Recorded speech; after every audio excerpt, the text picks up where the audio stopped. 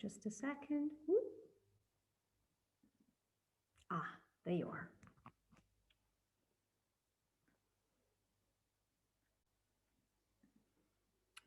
Oh, oops.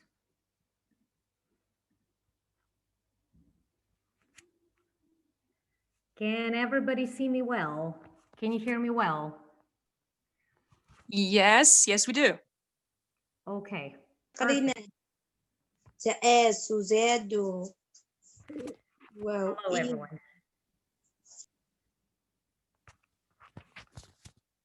So, shall we get started? Yes, yes, the mic is over to you, Olga.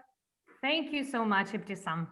Well, first of all, let me say good morning, good afternoon, good evening to you all. It's great to have you all here. Thank you for having me here. And it's amazing that we can get together here as a webinar, being so far away physically and virtually so close to each other. I think this is amazing. The ELT community can be so big and at the same time so close to each other. So today we're going to have a talk on the practical pronunciation activities in our adult classes.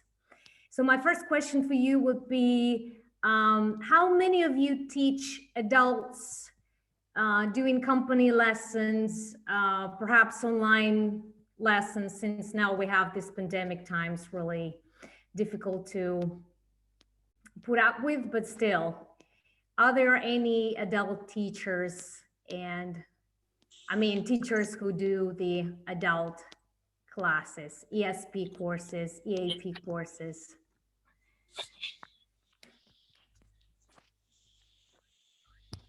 Yeah. How about people who teach or who enjoy teaching pronunciation in the class? Or maybe people who are a little bit intimidated with the word pronunciation.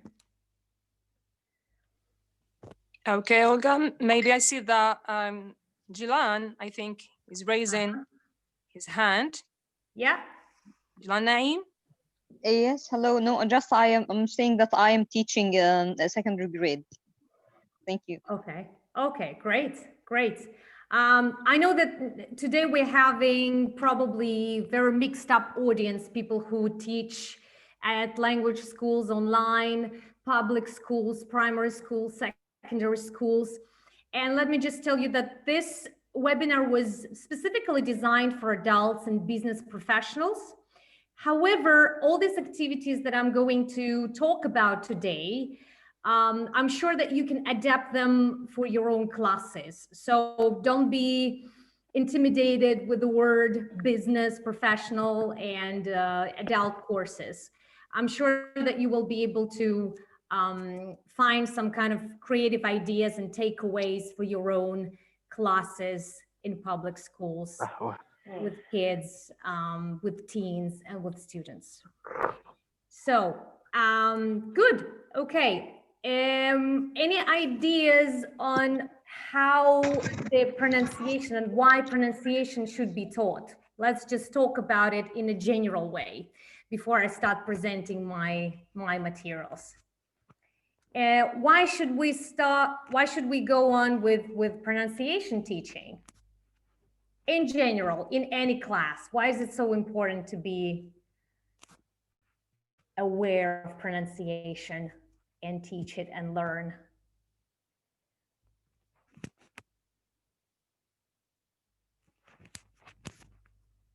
Anyone want to respond to that? Any ideas to share?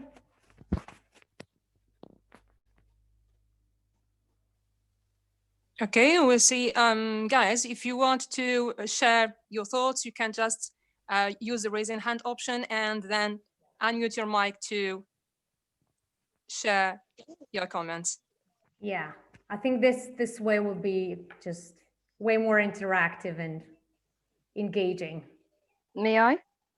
Sure, go on. I think pronunciation will help people to communicate in a better way, because this is the way people get to understand what the other person is saying in a better way. If we pronounce the word in a different way, so this may lead to misunderstanding in the conversation.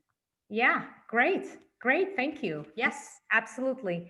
Any other thoughts to share? Experience, case studies? How, yeah, how important is pronunciation in your class, in your classroom?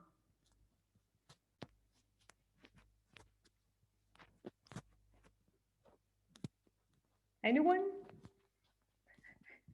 I feel like in the real class, this online thing makes it work. May I? Anyway. Sure, go on. Thank you. First, of course, like Ms. Jilan has said, for better communication. And secondly, because it's a part of teaching the language. For the example of the skills, the 4 skills, they are integrated: listening, speaking, reading, and writing. So it's a part of the speaking process. Absolutely. Fantastic. Thank you. Thank you. Thank you. Do we have any other ideas? Any other one? Does anyone want to speak out? Hello, Yes, hi. Olga. Yeah, hi. Can I say something? I think pronunciation makes the teacher interact with the students, about the chapter, about the context, about the textual. It will be better for the teacher to interact with the students, and that interaction can be very possible because of the pronunciation, I think. Fantastic. Thank you. Thank you so much. Great. Hello. Yeah. Hello. Hi. This is Yes. Kumaraswamy from Telangana and India. That the pronunciation means that students can imitate us, so that the communication is very easy. Yeah. Yeah. Great. Yes. Communicability, intelligibility. Yes.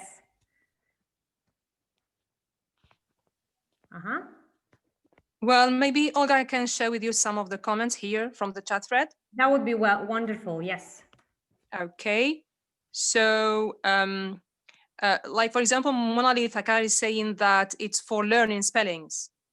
And Gia is saying it is that we can understand each other. That means when we pronounce well, we will be able to understand each other. Onur is saying to communicate better. And Widad is saying that I think that pronunciation is the key factor that enables us to communicate and to transfer our ideas correctly. Wow. Yeah, that's a deep thought. Great. Yeah, thank you. You did a wonderful job, guys. Good news that we're all on the same page. We understand as teachers why we're doing that. Why it's so important for our students to master the pronunciation skills, boost them, develop them, and we as facilitators work on the activities specifically created for this skill or sub-skill, right? Okay, so today we're going to talk about, once again, I would like to repeat myself, saying that today we're focusing on adult students, okay? So this is our primary focus. These people are busy, they're adults, they're professionals, they have a lot of things to do. They have to negotiate with different people, they have to work on their meeting skills and presentation skills.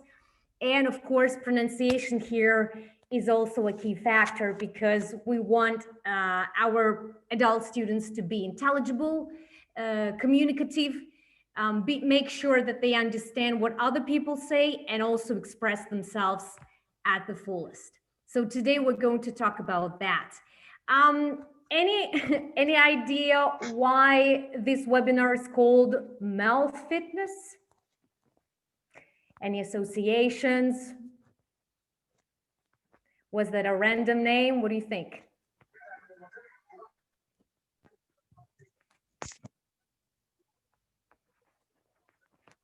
Hello? Hi, I think something to do with the improving pronunciation and being able to train the students how to, just like in a gym, you work how to improve your body. I think the idea is to help students pronounce the words better. Yeah, right on, yes. So you know how adults are actually, let's just say they don't like this, when we call the names of real activities. Like when we say, okay, right now we're going to talk a little bit about grammar, and their eyes are popping up and they're, you know, getting a little bit shocked. The same thing happens with pronunciation. What I found in my classes, and I've got a lot of group classes with people of different cultural background, including Russians and Italians, where people would feel a little bit shy once you say, okay, we're going to have some pronunciation activities. You have to work on your pronunciation. You have to make an audio for me. And people get a little bit toughened up and they don't feel at their ease. So I thought, why not calling these pronunciation activities mouth fitness? Everybody right now is trying to have this healthy lifestyle, getting some workouts at the gym. And that actually helps them to stay motivated, engaged, and enjoy the process. And I thought that pronunciation should also be something which brings pleasure, not just the pain, not just some suffering and just some frustration, but some pleasure. That's why every time when I do some pronunciation activities for my adult students, the key word is mouth fitness. We're doing some fitness. So, okay. Let's see if I can do it. Okay, so today on our agenda, since we're all business people, we're going to discuss 3 main points, but this is not going to be theoretical. I would say that this webinar is going to be more practical, and I want you to think about practical things rather than theoretical understanding on the subject. I'm sure you already know something about it. You have some background knowledge. But the things that we should be focusing on while sharing our pronunciation experience, talking about pronunciation, is why teaching pronunciation to adult professionals is important. They're adults. They already possess some kind of pronunciation. Why teaching it? Why spending time? We will discuss that. What are my students' pronunciation issues? Having a student in mind, maybe a group of students in mind, we will be able to think about some practical issues that they have. What is going to happen if we teach pronunciation and if we have this problem? Why do we have this problem? Is that because of our native language? Is that because of some other context? We'll see about that. And the last but not least is, how can I, as a teacher, boost the motivation of my student practicing segments and super segments, or segmentals or super segmentals? Do these 2 terms make sense for you guys, segmentals and super segmentals? Or is it the first time you hear about that? Can you give me some examples of segmentals and super segmentals? It's on pronunciation in general, not just adults.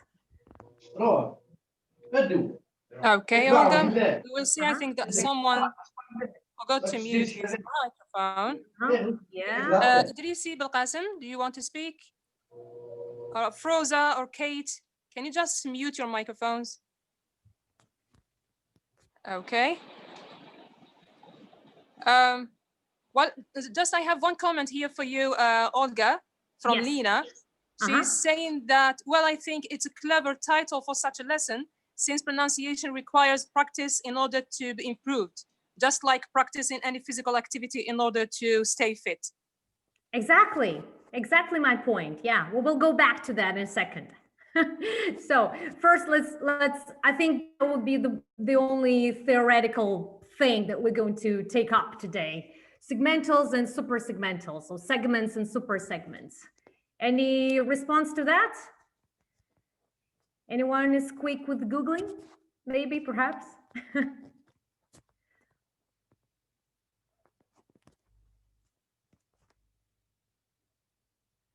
Ibtisam, do we have any comments on that? Since Okay, no, Shan No. is saying that he has no idea.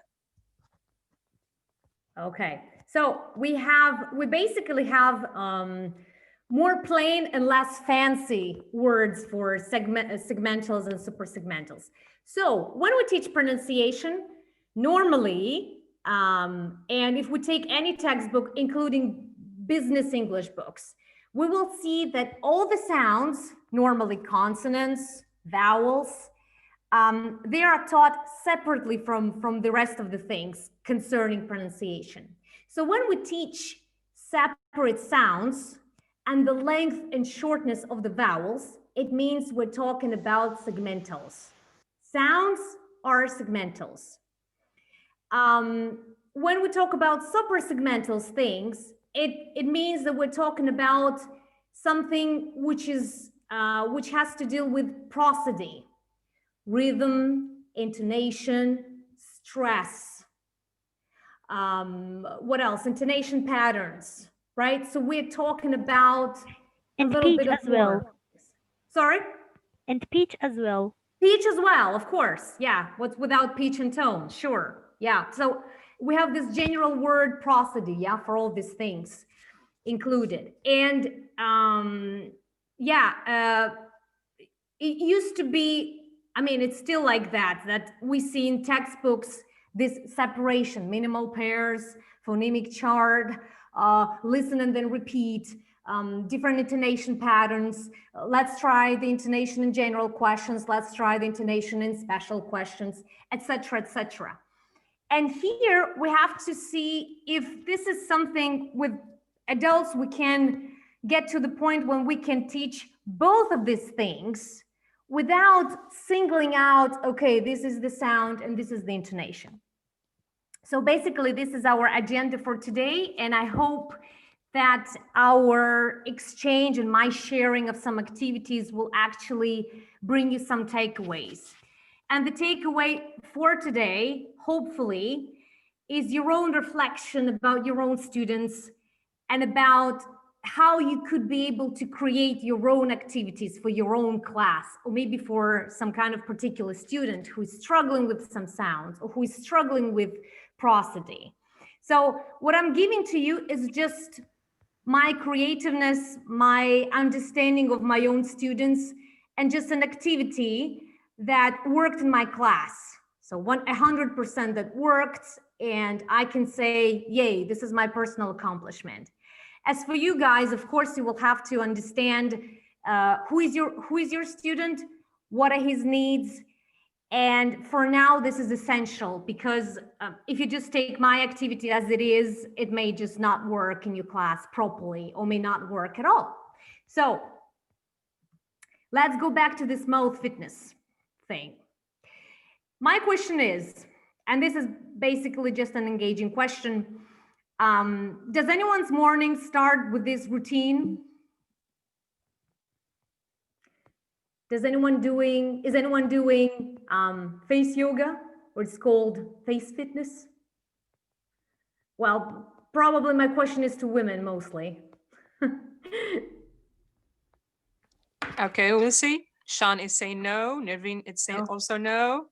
Sagar, Linda, and Busaina, they are all saying no, and they are laughing. That's really particular because in my country, and I'm from Russia originally, face yoga has been so popular, so viral lately. There are so many trainers, and I think they're all kind of coming from the United States. Now there are training sessions and webinars and courses and marathons. And basically why it's so viral right now is that, again, because we want not only our body, and we going back to the gym and fitness, the normal fitness, but also want our faces to be beautiful, right? If it's possible to reduce some wrinkles, to beautify your jawline, why not doing that? So, and it's very interesting that we have so many different cultures, and it's really particular that it works and it's popular in some countries. Some people have no idea what it is.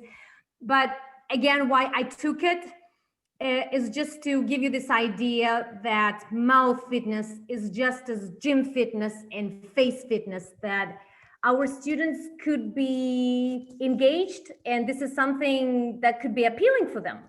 So again, remember, the secret is not to call a stick. We have to call it, I don't know, a magic stick or something. So because even our adults will understand that perhaps it's easier, they're more motivated than children sometimes, or teenagers.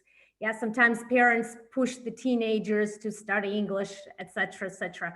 But also adults who are so fragile, vulnerable, yeah, because their own critique tells them, oh no, my pronunciation is really bad. No, no, no, I'm not going to perform at TADS. I'm not going to do that, no. And this is our, I think this is our task as teachers, to engage them in such a way that they could perhaps take this activity and try them perhaps at home before they go to bed, because usually this stuff is so engaging that I know that a few ladies, a few students of mine, who would just do this thing, which we call face fitness, face yoga, before they go to bed. And this is great because they create extra practice. So the message of today's webinar is to create the extra practice that our students can perhaps, hopefully, do also out of our classroom, or maybe before the classroom. So does anyone have any questions, any comments, anything to add? Is this concept more or less clear? Again, this is my concept, mouth fitness. It's not a kind of a term, a concept of someone. It's just my idea how to get students, my adult students, into this, oh, what's fitness? What's mouth fitness? How do I do that? Do we have any comments to anyone who? Okay, well, Shan says that the concept is pretty clear. Some others, well, they answered your question about the segment, and they are also talking about communication or pronunciation improvement, and that it can be through communication. For sure, yeah. Yes, and for segment, Najat is saying, sorry? Okay, I think that someone forgot to mute his mic. Okay. Yeah. Okay, Reem, do you want to say something, Reem?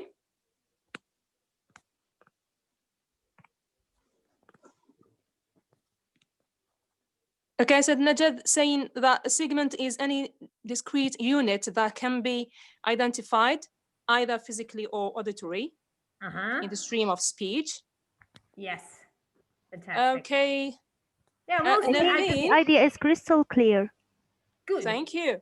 Great. Naveen is saying, is asking you, Olga, if it's possible to show them a quick exercise of face yoga at the end, maybe. Maybe in the end, yes. But basically, this exercise on the picture is great. It reduces these lines, which I don't remember how they're called actually, even in my own language. That's funny. But anyway, yeah, this is, I'm sure that you can find it on Pinterest, or if you just do this Googling face yoga, you'll have fun. You'll enjoy it. It's great. It's just a lot of fun, but also great for your muscles on your face, facial muscles, to create features. I mean, once in a while I try that, but I cannot say I testify that works. So, but I think if we do body fitness, face fitness, why not? Mouth fitness, why not? It's all practice. When you practice, you work hard, and you make your progress go miles forward. So if there are any more comments or questions, let's just proceed. So let's imagine this class, even for people who, I don't know, teach at schools, at primary schools, at public schools. Let's just imagine this adult, I don't know, bank teller, or maybe even a military service officer who would like to have English classes. And you know that his needs are going to be really specific, right? You're not going to take general English book. You will probably want something more specific, because the needs of your client / student are going to be quite specific. For instance, a bank teller can say, oh, I need to understand how to communicate with, I have some clients from Germany or India or Sudan or Russia, and we have to communicate on the phone or something. And so you as a teacher, you say, oh, we definitely have to have some pronunciation practice. And so you start preparing your lesson and you decide, well, okay, I'm not going to do minimal pairs. Probably I'm going to do something more fancy, more advanced, a tongue twister. And then you find this tongue twister, Peter Piper picked a pack of pickled pepper. And you find, wow, this is great. We can practice aspiration, especially when we work with Italians, or I'm sure that people from the Middle East, there is this in the Arabic language, if I'm not mistaken, there is this PB confusion, right? And you say, okay, we're going to work on that. But how many of your adult students will feel engaged doing this Peter Piper picked a pack of pickled pepper? Adult students. I mean, it can be fun with teenagers, absolutely fun with children, with even young adults, perhaps it could work. But with adult students, with business professionals, just imagine you come to your CAO, a student who has this face-to-face classes with you, who is a top management, CEO of a, I don't know, kind of a big company, of a Shell. Peter Piper picked a pack of pickled pepper. I don't know. I got some second thoughts on that. And how many of you will feel comfortable teaching that? Again, having in mind a business professional. I'm not talking about any other target audience or target clientele or students, only adults. Do you think that's workable? Do you think that could work? Do you think you would use that in your class? Can I share my experience? Sure, you have to. So in order to energize my students and engage them with my lesson, I used the tongue twister, Bitty Butter, bought a bit of butter. And they were engaged and motivated, they were happy. But when I teach economy students at the university, they said, are you taking us for a fool? Exactly.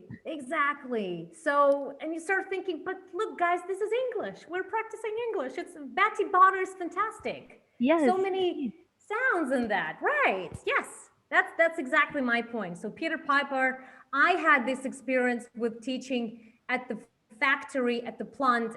It's called Universalis, and this is quite a big thing. This is just to understand, this is an electricity provider.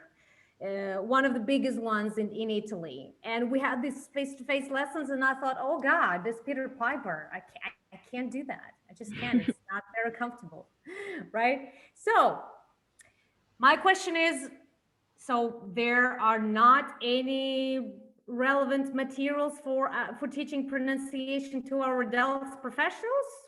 Not even one thing? No, there is one thing, at least one thing that I Googled, that I found. All I want is a proper cup of coffee. I think this tongue twister is fantastic for our adult students. Why? Because it's a tongue twister. It's almost a poem. It has different sounds. It has the pitch and tone and stress and intonation, everything that we want. And guess what? It's relevant because we're talking about coffee. Oh, there are so many business students who come into my class with a takeaway cappuccino. And I thought, really? Well, really, yeah, you're busy. I understand. And with coffee, we can create so much of wrap-up activity. We can talk about prices on coffee. We can talk about marketing campaign. We can talk about favorite coffee. We can build the whole dog meat class on that, right? So this is a little bit more relevant. So my point here is, if you're going to find some materials, if you keep in mind who your student is, you will be able to find this tongue twisters already that already exist, and who and so your students will like it, will feel more engaged, rather than Peter Piper do the proper cup of coffee.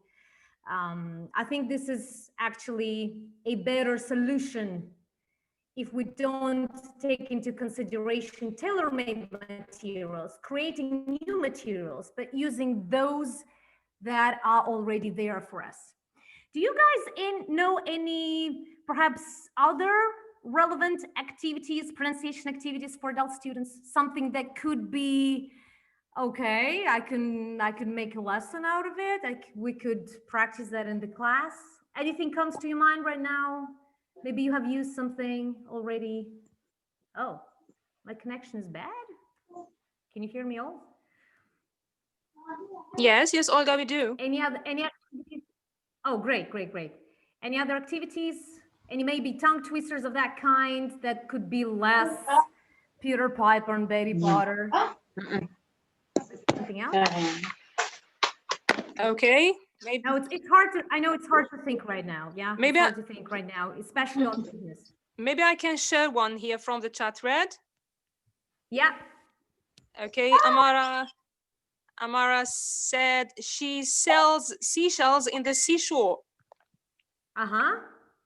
Okay. Yeah, we can talk about selling and shells, I suppose, about the sea and vacation. Perhaps. I mean, yeah, I think, yeah, why not? Yeah, so my point is that if you have business professionals, adult students who do English for specific purposes courses, English who do, students who do English for academic purposes, you can try to Google for some relevant somehow. Seriously? That's embarrassing. Let's not get in there. So, great. Any other comments? Okay, Olga. Please, for those who are, Sabrina, do you want to say something, Sabrina? No. Okay, can you just mute your microphone? Ibru, do you want to say something, or Sarah? Yes, I want to say something. Okay, go ahead, Sarah. Ibru, can you just please mute your microphone in order to avoid that echo that comes over? Okay, Sarah, go ahead, please. For adult beginners, I can take a ball, for example, and I give it to one student. For example, the word cat. And when he throws the ball to another one, he must utter or spell a word that starts with the T letter. Okay. Okay, for example, torture, and then with the E, and so on. And we try to cover the 26 letters of the alphabet. Lovely. That's perfect. That works like an energizer, especially in the afternoon sessions. They tend to be tired, exhausted. Oh, yeah. So it works like a perfect energizer. Oh, yeah. Yeah. We need those energizers, and not only with coffee, for sure. Yeah. Business adults, they get so tired, for sure.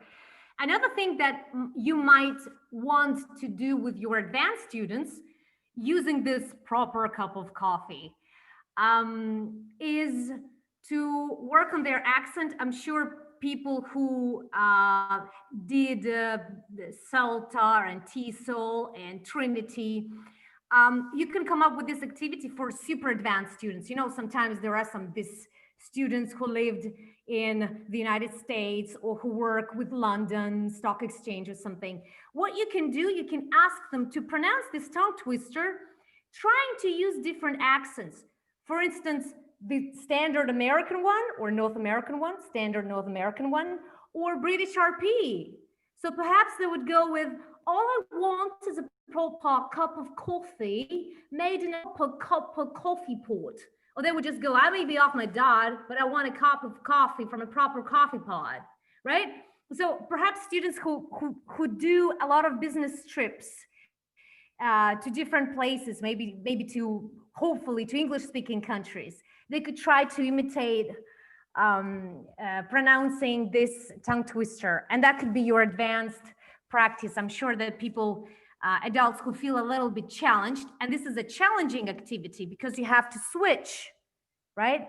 You might actually engage them. It might actually be some kind of energizer as well, right? What do you think? Could that work in your class? I mean, if you have any advanced students, It can probably work also with young adults, students at the university. I mean, there are some students who travel a lot and who hear all these different accents on YouTube using the internet. Yeah. So perhaps that might work. Okay. So why is it important for an adult to have a good pronunciation? Today I heard a lot of great ideas. All of them are right. All of them are correct. And I've just tried to summarize all these points here. Yeah. Right now it's really popular to have this collocation, soften the accent, or modifying the accent modification. Why do they have it right now? Well, basically the answer is really simple. Before, many years ago, pronunciation was seen as, was seen in one way. You have to speak as a native speaker. Go for it. Use the practice. Use the exercises. Go as a native speaker. Right now, since the number of non-native speakers prevails or dominates over the native speakers, we don't need that anymore. You don't need to run a course saying, okay, right now we're all going to have the Canadian accent or something, right? But softening the accent that already our adult students have is kind of nice, because sometimes pronouncing or mispronouncing some sounds can cause misinterpretation, misunderstanding. And this is really frustrating for our students, right? So we don't want them to be frustrated. We want them to be happy. We don't want them to talk, and they don't want to speak like Americans or British. They just want to do business, to have successful negotiations, to have amazing deals, to do bargains, to, I don't know, get married and be happy, right? So we need to improve their motivation. By teaching pronunciation to adults, we improve their motivation. Absolutely, for sure. Great pronunciation boosts their confidence. Again, remember that our adult students, they are very vulnerable.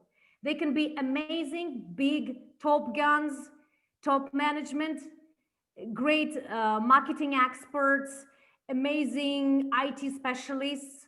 But when it comes to their English, they're quite sad. They're quite frustrated. They cannot find this power. So when we can boost their confidence, we empower them. And that's amazing. Increase the level of comprehension. Yes, you all mentioned today communicability and intelligibility. Those two things are really, really important for our poor, busy adult professionals. And also, there is one thing that sometimes, I don't know if you know, but in business, especially cross-cultural business, people may already have some stereotypes. I'll give you an example. Sometimes people who are involved into petroleum business, they don't want to work with Russians, because Russians, they have these stereotypes that Russians' English is very rigid, is very, it sounds harsh, it sounds really bad, it sounds very threatening. Improve their motivation, boost their confidence. And so people get a little bit scared. They don't really want to do business. And when we enhance personal self-acceptance, I mean, we do that by boosting their pronunciation skills. Explaining the Russian how to stress, not in the stress-timed way, but in a syllable way, can change everything. Where is my money? Is one thing. Where is the money? Might be different thing, right? So it's just, I mean, example that just came up to me. But yeah, we can change this self-acceptance really, really easy, in a very easy way. Of course, it will mean a lot of work and practice, but it's absolutely doable once our student understands and once he is aware of the fact why we're doing that and that it's absolutely doable. It's not like we're trying to change his accent. We're trying to help other people understand him better. And we're trying to help him to express himself in a better way, in a more confident way. Any comments on that? Any additional points that I looked over? Does anyone have anything Okay. to say? Mhm. Thank you, Olga. I wonder if some of the participants would like to share the ideas with us. Uh-huh. Well, maybe I have some comments here. Sahar is saying that especially in business life, when you have poor pronunciation, it seems that you are not enough skillful. Okay. Sabrina is saying that practice makes perfect. Okay, it makes better. Absolutely. Okay. Sarah is saying here that for adults, there is nothing better than puzzles game.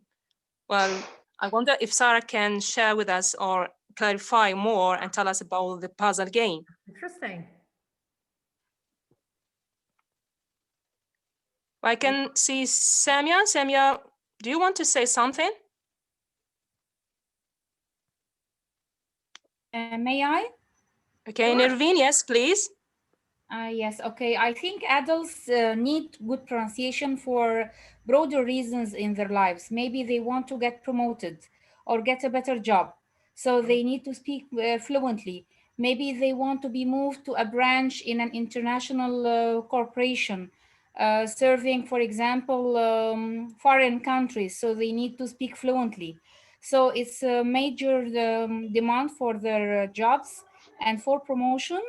And that's it. Thank you. Amazing. Great. You've basically summarized everything that I've been struggling here to say. Yes, absolutely. You see, right now, the focus not even on the form. Every single sound should be pronounced in this way, and American English or British RP is the set example. But we're trying to create this possibility for our student to be successful in what they do. And pronunciation helps a lot. It matters a lot. So everything that you're saying here is basically, we could all, I think, come to conclusion that it can be life-changing. Exactly. People may move somewhere. People may get promoted. People may become big presenters. So they need big, successful, the understanding of success and great skills. Yeah?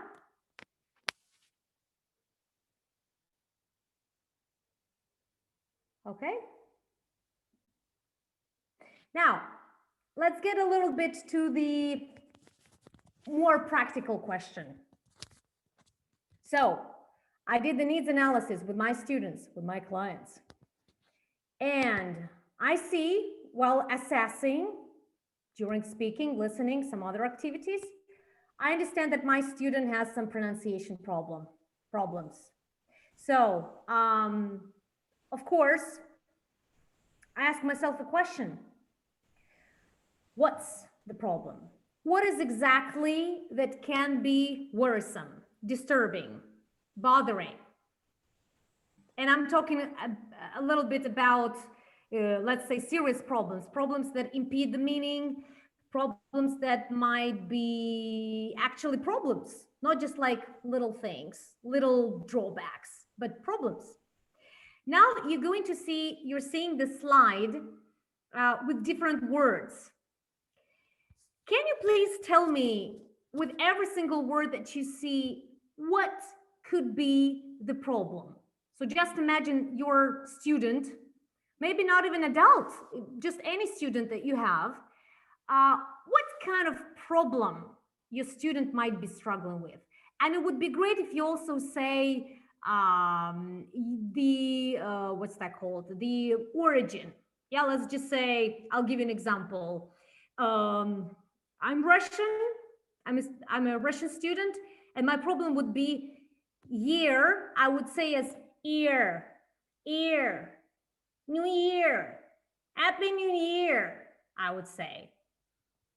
Year and ear, it impedes the meaning. If somebody says Happy New Year, I would be thinking of an ear instead of a year, right? So, any thoughts on that? Can you just pick any word and explain what could be a problem for your student? For example, the word very well. Arabs tend to pronounce it very well because we don't have the V sound here. We have the F sound instead. Would be very well. Very well, except Very well. Fairy Yeah. tale, farewell. Fairy tale, yes. Yeah, great. Any other backgrounds, ideas? Maybe there are some comments. People are chatting, commenting. May I? Yes, of course. Thank you. Deal with it. Many Arabs also confuse with. Oh. With. So you can add it to the PB problem, the V and Z problem. Oh, wow. Yeah, it is true, sadly. Sadly, yes, it is. Okay, any problem that you may think? Now let's try to switch back. Yeah, sorry, yes. Hi. Hi. Hi. You can hear me? Absolutely. Okay. I have the problems with R, letters R. For example, yeah. I have big problems with R. So, with R in the end. I'm trying to deal with it, but it's very difficult for me to swallow the R letter while I'm talking. So what can I do to deal with it? What can you do to deal with it? That's a good question. Yeah. Can you show me a way to? Can you show the mouth? Style way of the mouth to swallow the R letter. Okay. Look, let's have a try. Let's have a try. Actually, R can be a problem because let's say, so I speak 3 languages on a daily basis. This is Russian, Italian, because I live in Italy, and English. And so this R sound can be a problem because in Italian, I would say the word yer. So I would use this r, right? Something like that. I would use this, or let me think of Roma. I would use this r. It's quite strong. Also in Russian, my tongue actually goes up and it touches the palate. It touches the upper palate. So I go yer, yer, yer.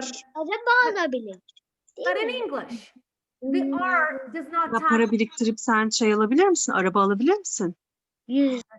That's music to my ears. Yes, I have someone here who forgot to mute the microphone. So yeah, so the R sound, one of the important things to remember is that it doesn't touch any part of your mouth. Yeah. So basically you can get into yeah. Happy New Year. I got it. Thank you for yeah, no problem. In Turkey or in Turkish, this is a big problem to pronounce the to swallow the R letter and H letter. H letter is a big problem for us. Oh yeah. Thank you so much. No problem. So let me just get quickly on the possible problems in these words, right? So if there are no more comments, year, so the sound e might be a problem. Very well sometimes goes like very well, that might be a problem.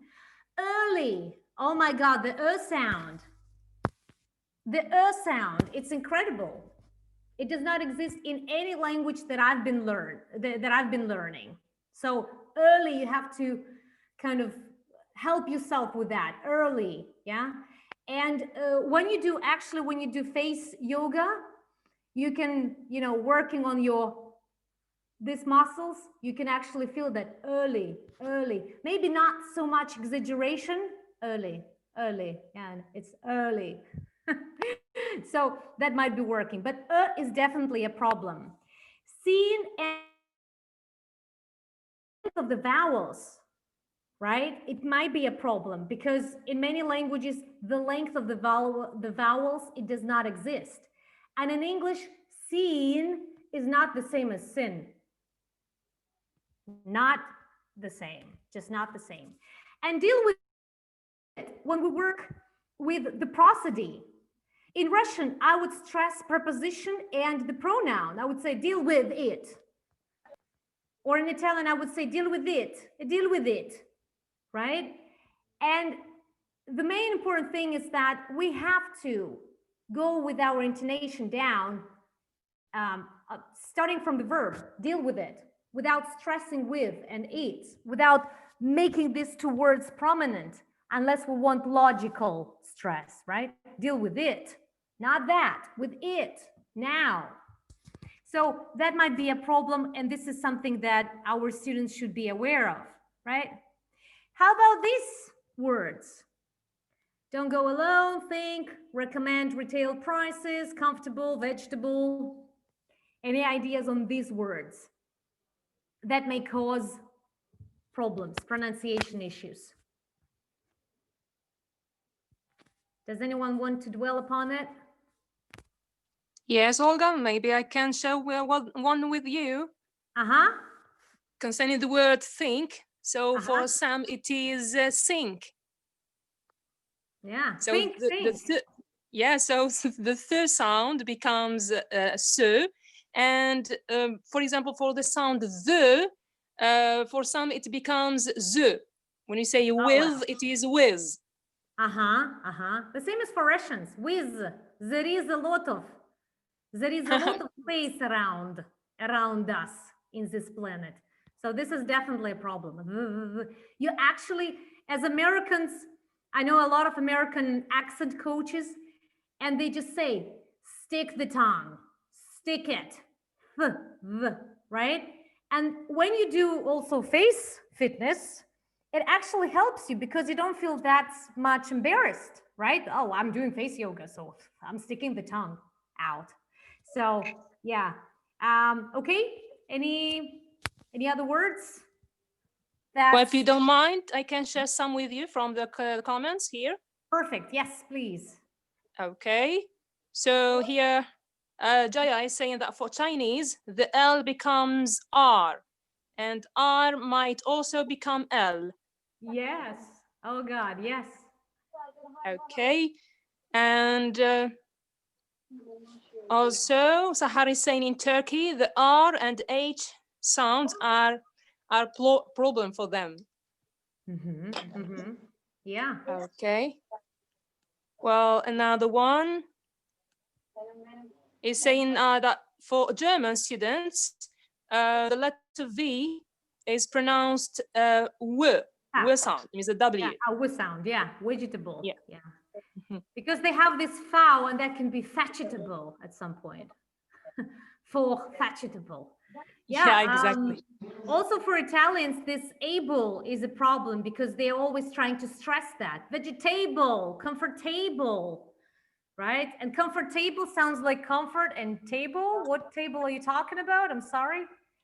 That might be, yeah, that might be something that can cause confusion and interpretation. And sometimes also even laughter. And in business, when someone laughs at your face, it's difficult. It's just difficult to deal with. Poor business adults.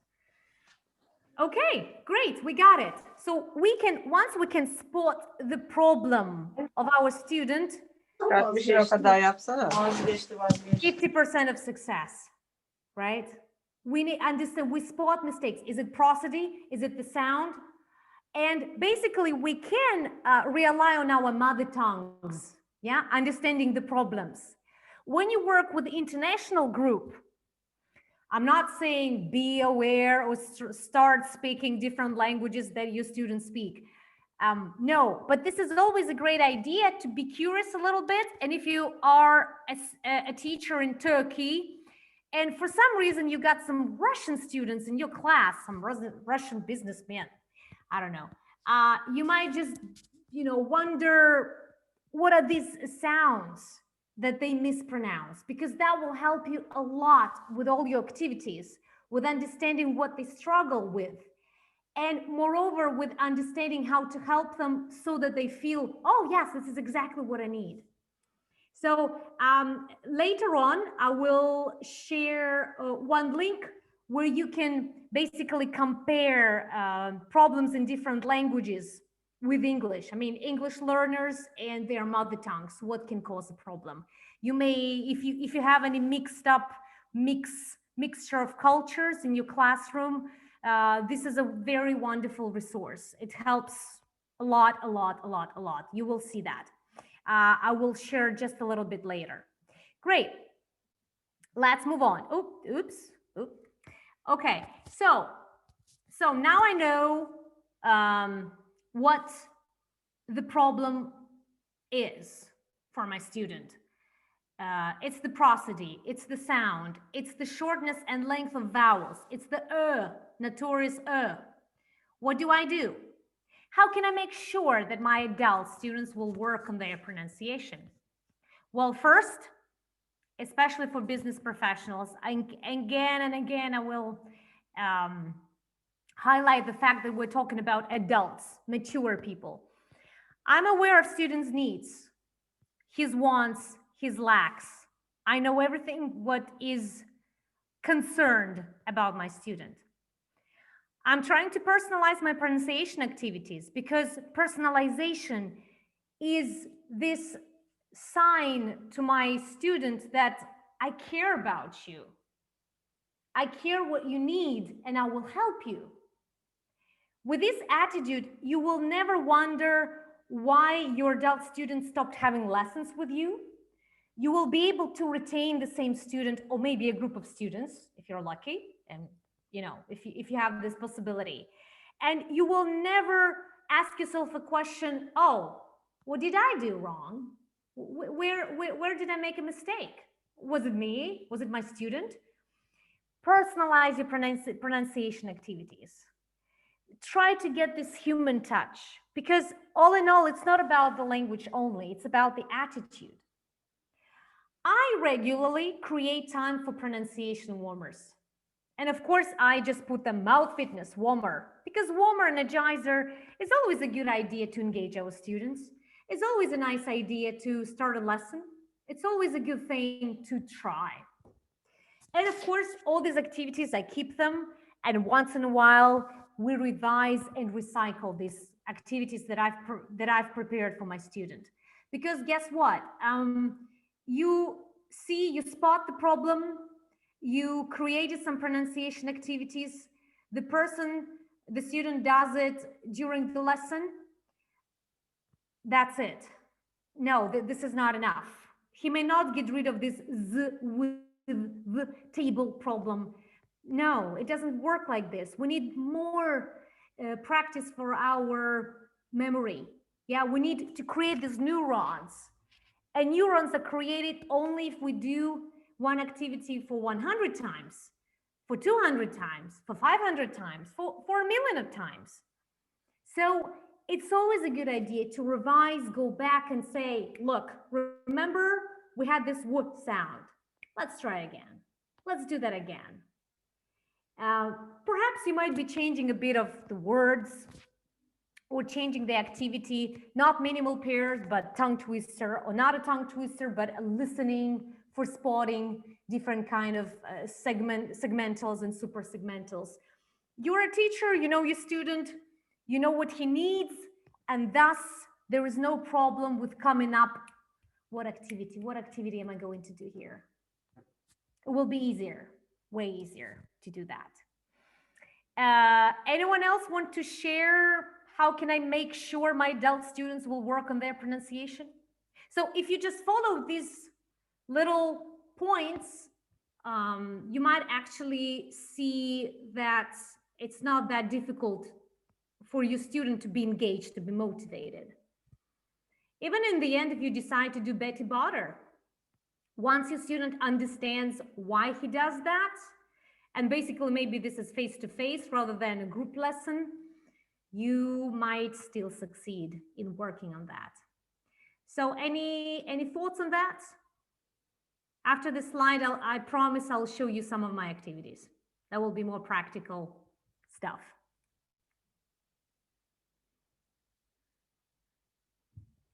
Anyone want to share, add, criticize?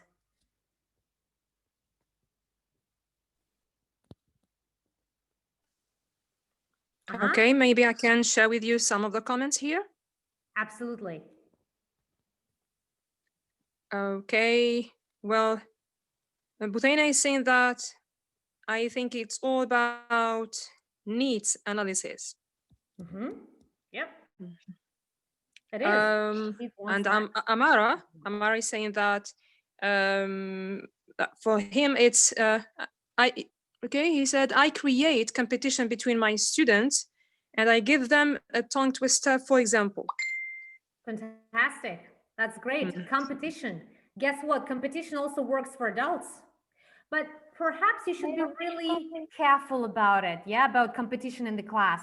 Because if you have, for example, one, let's call him a big boss, and then there is a group of office workers, then perhaps creating a competition, I don't know.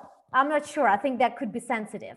But if you have this, I don't know, a team of IT specialists, let's say, or accountants, or hairstylists, who pretty much have the same, I don't know, the same position, that might work perfectly. Because this is also a challenge, and adults, even the shy ones, they love challenge. They need challenge to be able to make this step forward.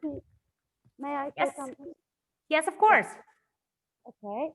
I think you know the role play activity. I do the role play activity to help my adult students. So firstly, native speakers on the video say do a dialogue, and then with the role play, my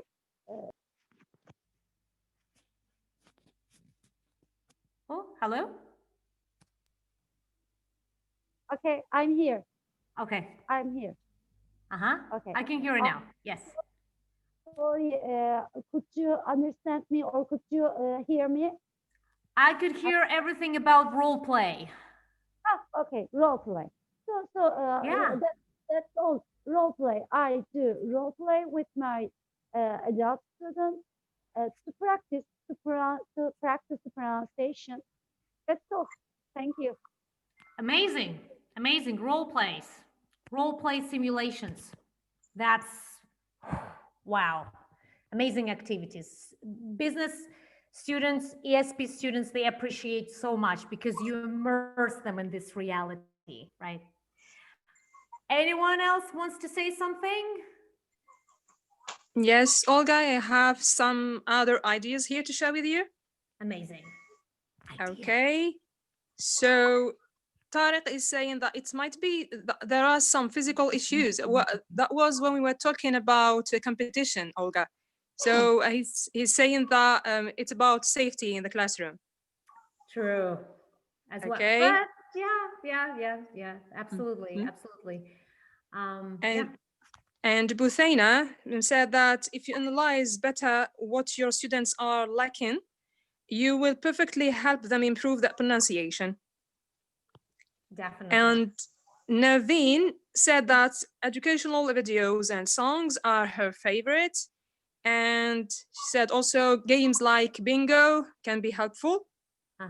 Yeah, for sure. Amara is mentioning here also one of the games, back-to-back activity.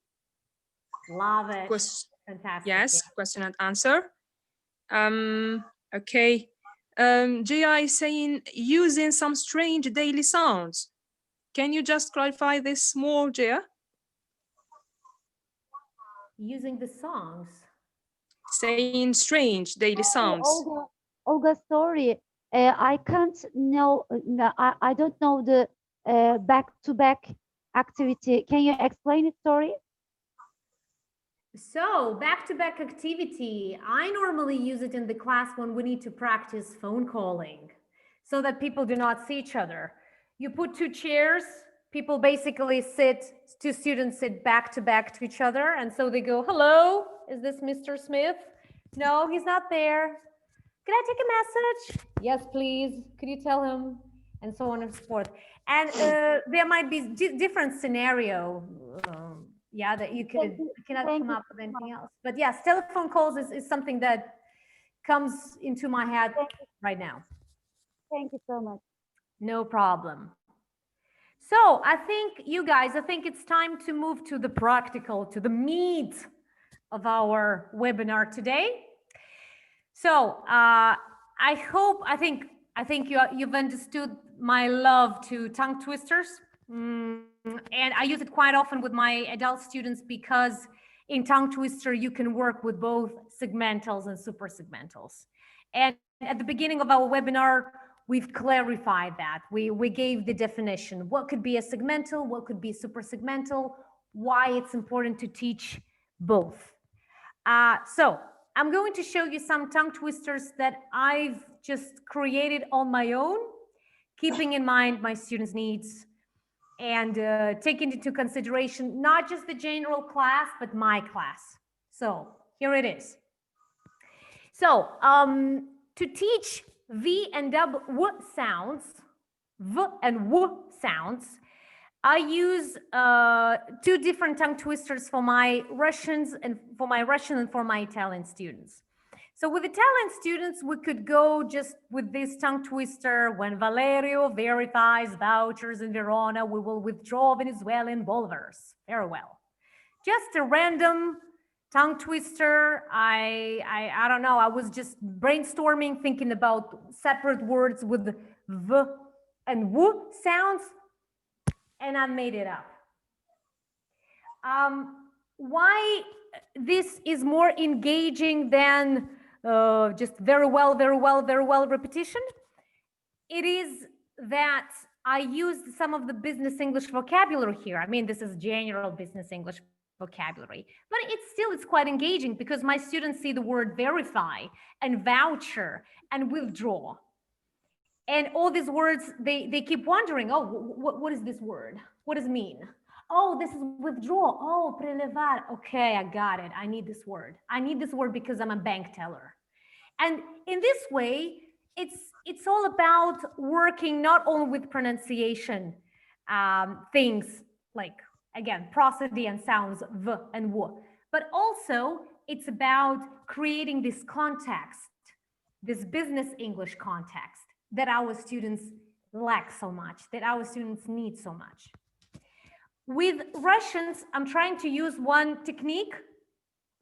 It's not my technique, of course. It has been invented not recently, but quite a while. Anyway, the technique is called, imagine that my students, my Russian students, imagine that they are foreign tourists who are studying Russian. And of course, while studying Russian, they will use, I don't know, their own English-like or maybe other language-like intonation and sounds. So ideally, my students will try to read the sentence, which you can see on your right. And this sentence is absolutely in Russian. It's transliterated, but it's in Russian. But my Russian students would read it as if they are English-speaking tourists. So they would go with Vladimir, Vladimirovich, Varshavy, Video, Vogue. As opposed to Vladimir Vladimirovich, Varshavy, Video, Vogue.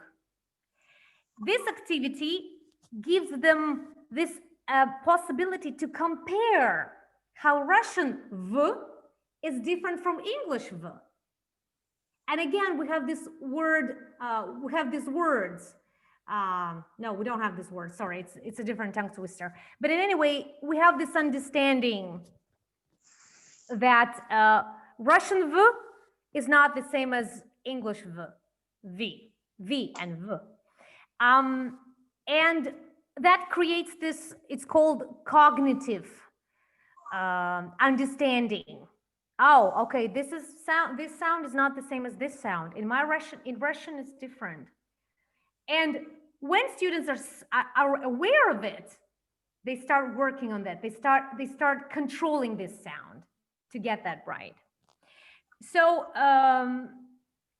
what do you say? Give me some feedback. Do you think this is something could work in your classes? I mean, I don't intend to talk about the Russian tongue twister in your class in the Middle East or in Turkey or in Germany. But do you think this idea could be applicable, could be updated, upgraded, worked out?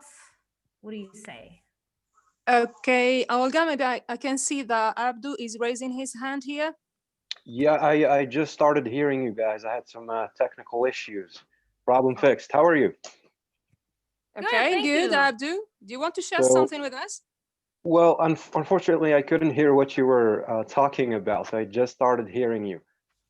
Okay, thank you. So Maybe in recording, you will be able to Okay, listen to that problem again. fixed. I think the problem's fixed. Yeah. So I introduce myself. I am Abdu, or Abdelbaqi Hamouche, which is pretty long. So let's stick with Abdu. And I recently started teaching English as a foreign language in Algeria. Oh, nice. Okay, Abdu, but do you have something to share about today's topic or the question was asked by Olga? Well, unfortunately, I could not hear Olga's question. Okay, so just- maybe you can follow and then you Okay. can maybe share some of your ideas. Absolutely. Go ahead. Thank you. Okay, Olga, if you don't mind, sorry, Abdu, can you just mute your mic and turn off your camera? Sure, no problem. Sure, no problem. you. Wait a second. How does that work? May I comment, please? Yes. Okay, yes, sure. Thank you. Okay, I use tongue twisters usually at the beginning of the lesson as a warm-up activity, and I leave my students to volunteer for the answer. I don't force the students to answer, so that they get more confidence in playing the game, and I praise them all even if they do mistakes. And by the end, when the girl finishes her speech or her game, then I might correct her pronunciation. Amazing. Good job. Very amazing. Just amazing. Great.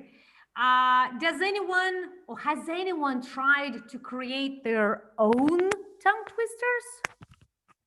Maybe also for kids, for children, for teenagers. Something original, saying, oh, I love rap songs. Why don't I rap for my students? Do we have any? Maybe I can Fine. share some comments with you, Olga. Sure, yes.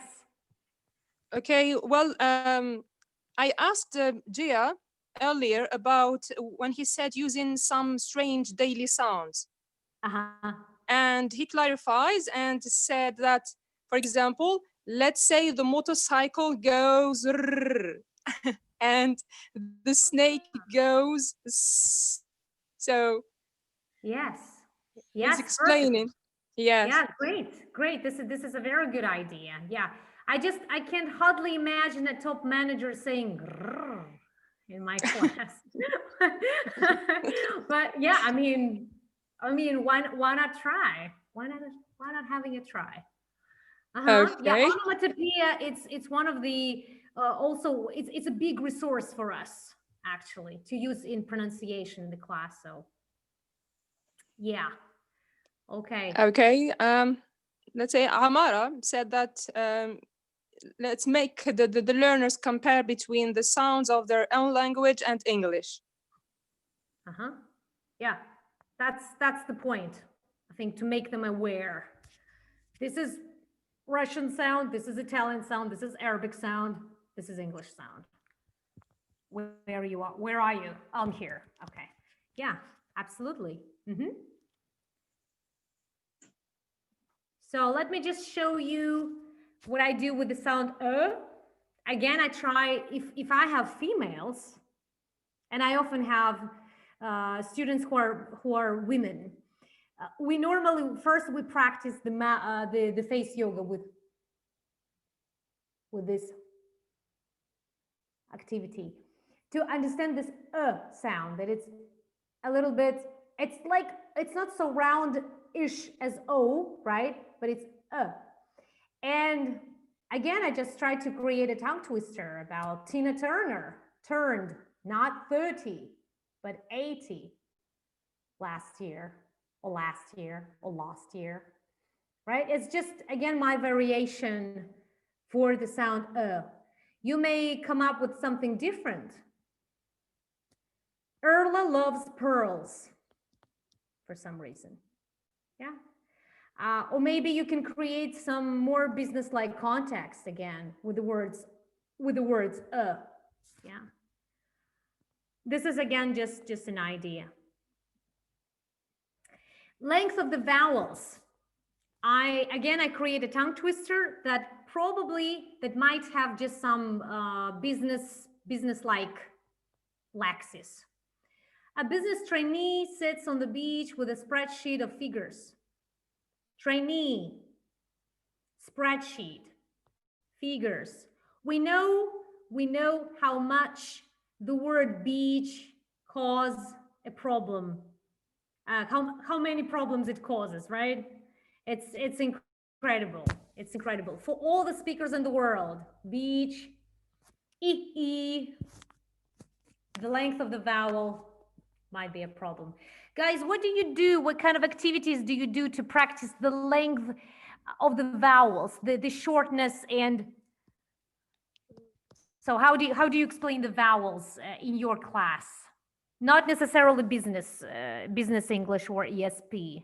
In general, how do you teach? What do you use to teach the length of vowels?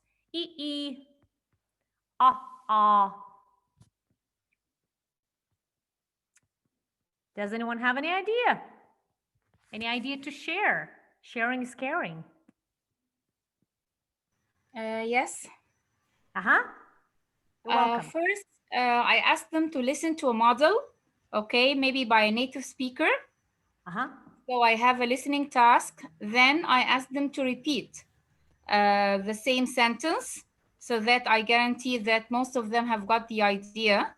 And after that, maybe I'd like them to produce more examples using the same long vowels or short vowels. Fantastic. Great. Thank you. Nothing to add. Yes, imitation helps a lot. Your students have to have a sample, yeah, how sounds should be pronounced. Absolutely, yeah. Do you think people who teach adults, do you think this tongue twister could be workable? Maybe updated, upgraded, modified, shaped, reshaped? Do you think it could work in your class? Supposedly, hopefully, in theory? Hello, Olga, can you hear me? Yes. Hi. Yeah, I definitely think it's workable. You know, it's a good warm-up activity either. It gets them going, you know, it kind of sets the mood. You know, I definitely think it's something workable, as long as the students are willing, of course. Thank you. Great. Thank you. So amazing. Okay, let's go on. Oh, wow. And ah. Now we're not talking about the length of the vowels. We're talking about the openness. I've noticed, and I know that in the Russian language, people do not open mouth. We just don't. We don't open our mouths at all. We don't go apricot. We just go apricot. We like to keep everything to ourselves here. And for some people, it just can be an issue with this a and s sound, right? So again, this is something that can make our student get to a new level of intelligibility, communicability, confidence, teaching a and s sound. Again, I'm trying to create this in mind business context or ESP context. A successful dentist accepts credit cards. Or critical thinking is your access to your success. Again, I make sure that my poor Italian students who cannot pronounce x very nicely, very well, because two consonants in the Italian language is a problem. Oh my God, it is a problem. Kss. Also for my Japanese students, it might be a problem, kss, because this is a syllable timed language. So access, success, another way, another try to practice the sounds in a tongue twister.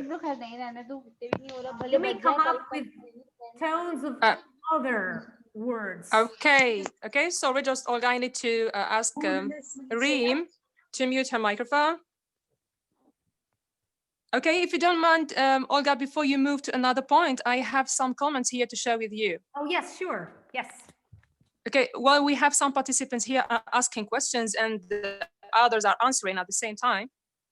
Oh, wow. Okay. Some activity going on. Yes. So, for example, we have here a question from Tarek. He's saying how we can use tongue twisters to make better pronunciation or to enhance the English learners' pronunciation. And we have Fatiha here. She answered and said that by, for example, listen and repeat. So by repetition. Of course. Repetition, imitation. You as a teacher, you're a model. So you may just, start pronouncing this tongue twister by yourself by setting an example. And then students should imitate. Or you may ask some of your friends, your colleagues, peers, even getting on the ELT community and ask people to send you audio messages pronouncing this tongue twister. And then your student will listen, he can analyze, he can, compare maybe the sounds and then say, oh, okay, I can pronounce that by myself. And every time we may also work on the speed, on the fluency. Yeah, so tongue twisters give you immense number of activities, practicing speed, tone, pitch, stress. Not talking about separate sounds. Oh, sorry. So this is how you can work on tongue twisters.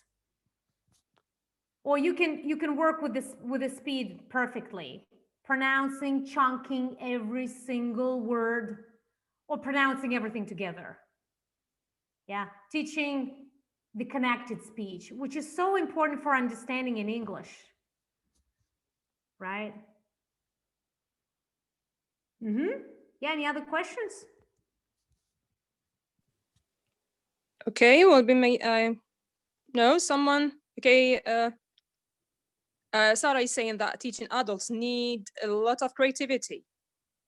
And Zahar is saying that in Turkey, we are not using the sounds that are produced between teeth. Instead, we use t, the t sound. Yeah, yeah. I know, I understand. In Russian, we use z. So, but I think unless another person, or unless you know that your student works in this kind of environment where t instead of a th does not impede the meaning, the business is still done, the deals are still workable and successful, I think perhaps you may not spend a lot of time or rack your brain what kind of activity to do to make your adult students produce that sound. If your student works, let's say, tomorrow he might have a job interview to go to work in Texas, I don't know, or somewhere, I don't know, somewhere else. And you understand that this can be an issue, he may be misinterpreted and misunderstood, then perhaps just trying to, again, work on sticking the tongue, which can be a little bit embarrassing, a little bit uncomfortable, but this is one of the ways. Stick the tongue. Stick, make it out, stick it out. Just like a snake. Or think of some kind of creative way how the student can feel comfortable and at the same time do this activity. But again, if it does not impede the meaning, don't overreact. Don't think, oh, what kind of extra activity I need to create. If this is okay for this ambience, if this does not ruin the understanding, then continue practicing other sounds. See if the person can understand, if he's struggling with something or not.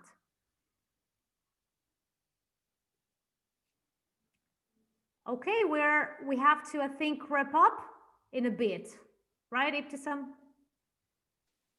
Okay. Yeah. So I promise this is my last practical slide here.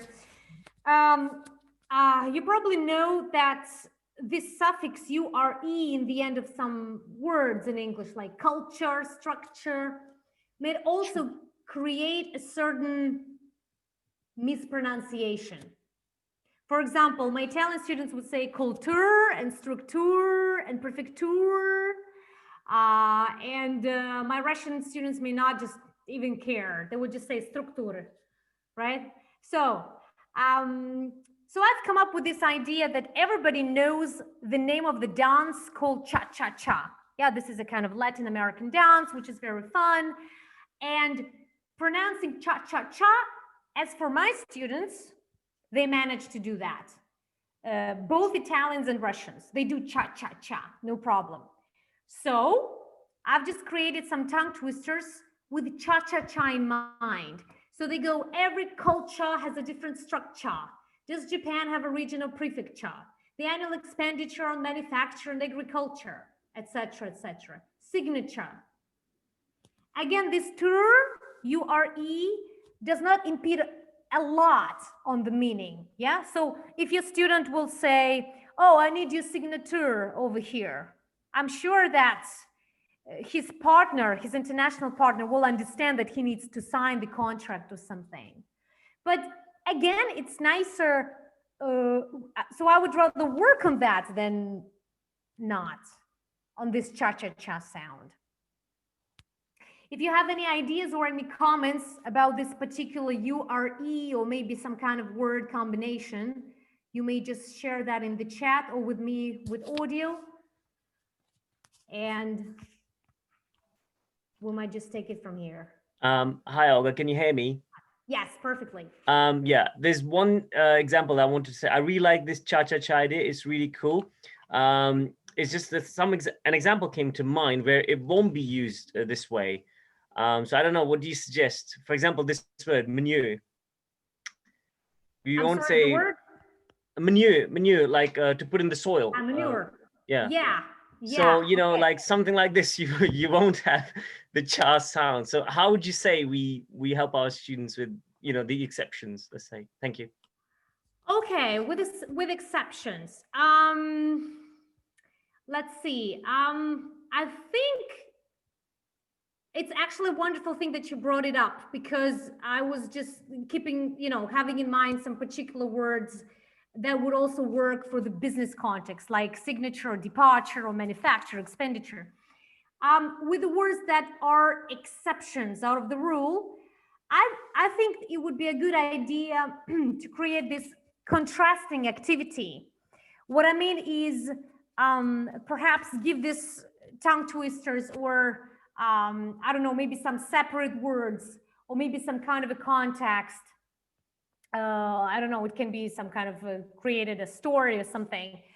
And then creating another story or another tongue twister where the words like manure would not work with these rules. In this way, people would understand that English is that kind of a language that sometimes we do not go according to the rule. So again, yes, I would just mention that it's not actually the rule that I've come up with that. We cannot call it a rule, but I think it would be nice to explain to the student that yes, there are some exceptions. And yeah, some words are pronounced in this way, but there are some exceptions. So probably finding some words that do deviate in their pronunciation could help. And, you know, if we think about it really carefully, perhaps the word manuring, like how often can you use that word, especially in business English?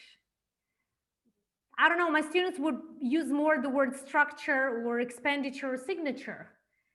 That's why I'm teaching them to pronounce cha and not or something. But in any case, I think this is a good idea to highlight that, look, still, there are some exceptions. Okay, thank you very, very much. Oh, no problem. Yeah, I hope I've answered your question.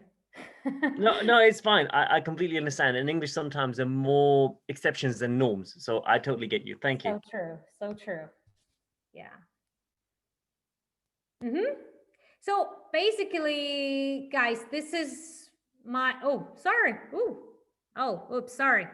Just going all off. Basically, was my last slide on practical things. Oh, and something went wrong. Just a second. Ibtisam, can you hear me? Okay, yes, I do. Sorry. Yes, sorry, I just got it. Okay, while you are trying to fix it, I just wanted to read what Amara is saying here. He said that as the title of the session say, mouth fitness, so students of English language used to different way of producing sounds. And in order to make them pronounce English sounds well, we need to train their mouths to produce them correctly by practice. And he mentioned also imitation. Right on. And yes. Yes, you were talking earlier about tongue twisters, and you said that we can create our own, tongue twisters. I remember that I did something similar. Well, I don't remember what it was exactly, but I collected, let's say, some words that contain the word, the letters S and T, and when the letter T is silent, like in castle and whistle, and I make it like. I hear a whistle in the castle. I don't remember. I just remember the beginning of it. So it's easy. You have to find this activity. It's precious. Okay. Don't lose your things. Don't lose your ideas. Because No, I have it, but I not in my mind. Great. But I have it. Great. Yes, I do. Yeah. Was it workable? Was it successful in the class? Was it efficient? Yes, it was, and I can say that it created, let's say, a kind of competition between the learners. They were trying to pronounce it right. So it was, let's say, yeah. That's just again the answer to my question, to the question, what to do with tongue twisters, why using tongue twisters? Because it creates, it just, what's that called? It just covers so many aspects. And again, remember that probably for pronunciation activities, you will not have a lot of time during your class hours. So you have to create something really catchy, fast, concise, laconic, precise, you know, all these things. So tongue twisters is one of the best. And when you create them, it's just, I think, you know, when you create something in a foreign language, how much of language do you personally practice? A lot. And this is really, really, really, really, really precious. So don't forget about it. Look, guys, here is some, yeah, I just shared with you some further reading and listening.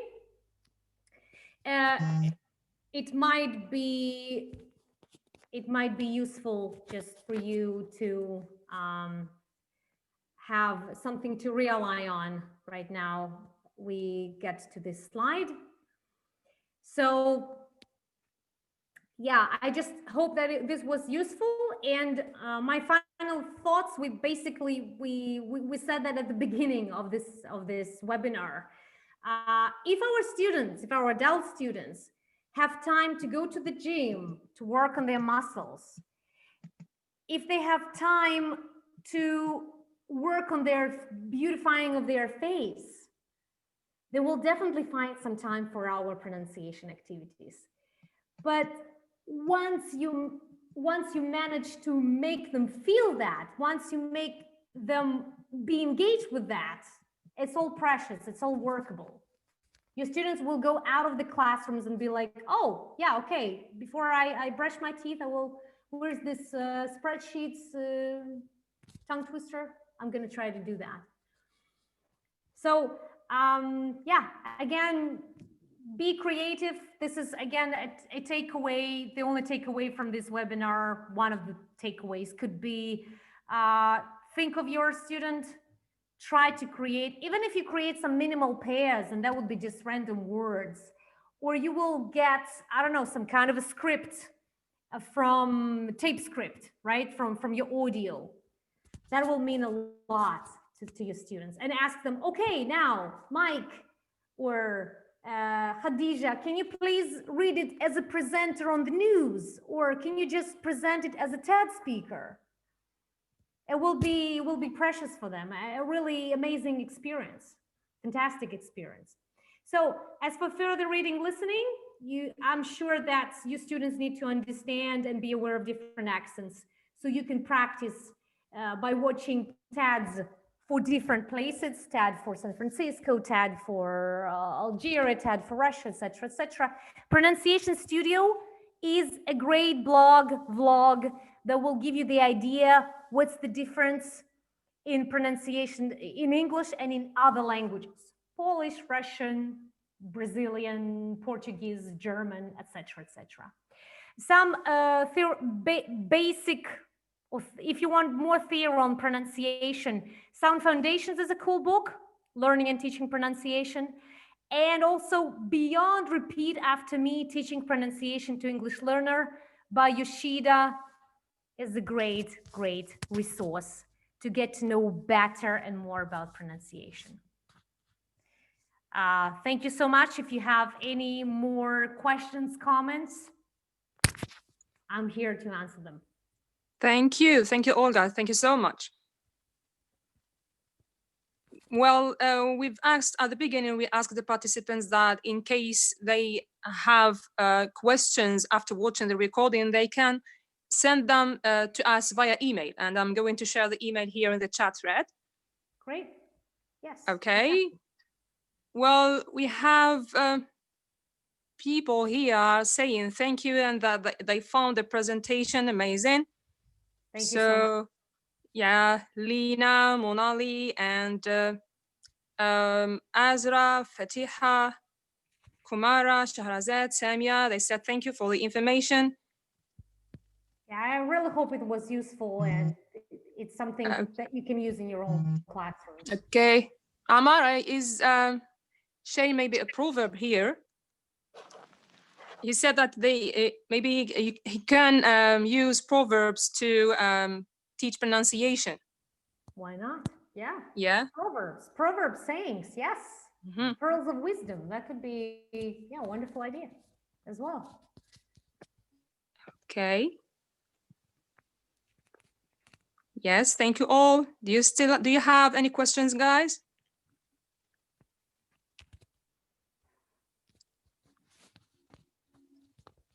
Okay, Najat is saying you were amazing, Olga. Thank you so much. I really appreciate it. And thank you LTA University. It's an incredible opportunity to be able to share my own experience with such a huge audience. This is always great to be in touch with the LT community, to understand how huge community is and how I don't know, how amazing it is that we're being so far, but such a big team, such a huge, amazing collaboration. And this is all thanks to you. So I think this is the most generous community that can exist, because I see the teachers all sharing their experiences, their handouts, their ideas. And of course, this is something really, really, really inspiring. Thank you, Olga. Well, thank you so much. Thank you, Olga. Thank you, guys.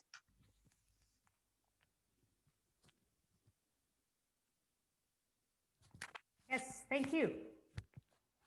Okay, thank you. And hope to see you again in another event. Sure. Yeah. Let's totally organize that. I'm for it. Okay. Okay, guys, I'm wishing you a very happy upcoming new year, even if you don't celebrate. And I just hope that all this pandemic will be over quite soon and we will all have healthy, grateful, amazing students. This is what I wish you all to have in this new Yeah, upcoming semester. exactly. Thank you, Olga. And why not? Maybe we can organize another event and meet face to face. Who knows? Oh, wow. That would be big, face to face. I've never been to Algeria. It's great. Okay, so thank you guys. Well, for those who were late in attending the webinar, just would like to tell you that we are going to share the recording on our Facebook page and also send it to you via email. We will also add the new emails to our distribution list and send you details about the upcoming events. And for those who are asking for the certificates, of course, we are going to send them to you via email during the week after the webinar, or of course, before send you an invite for a new event. So thank you so much and goodbye. Goodbye. Thank you, Ibtisam. Bye-bye. Bye all.